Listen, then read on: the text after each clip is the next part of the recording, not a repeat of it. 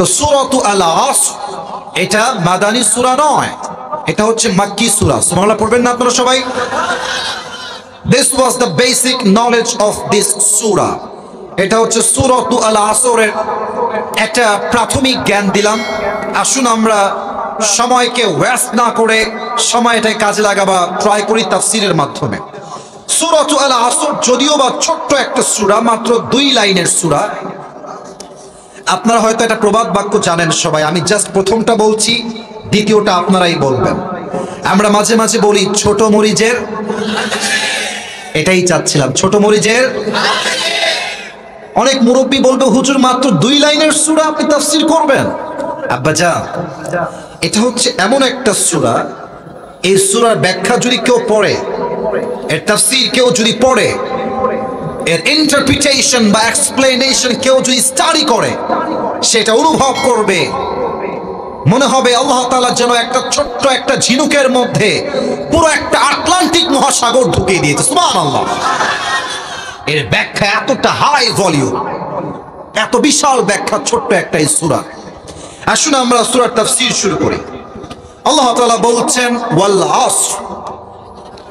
আসর দ্বারা উদ্দেশ্য হচ্ছে 3টা। আমি খুব বেশি ডান বাম করলাম না, সোজা ব্যাখ্যায় আসলাম। আল আসর দ্বারা উদ্দেশ্য মোট কয়টা? 1।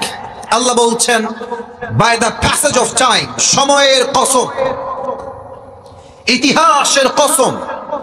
আচ্ছা, আমরা যখন কোনো বিষয়ে কসম কাটি, আল্লাহর কসম আমি তোমারে ছাড়বো না, আর সেও তারে ছাইড়া দেয় টাকলাকে বিয়ে করে। আজকালকার মানুষ কসম দিয়ে মিথ্যা বলতে সময় নেয় না যুবক ভাইরা, ঠিক কিনা বলেন? এবার বলেন তো, আমরা যখন কসম কাটি কার নামে কাটি? ডানে আসলে সব স্ট্রং। বলেন সবাই, বামের ভাইরা, কার নামে কসম কাটি আমরা?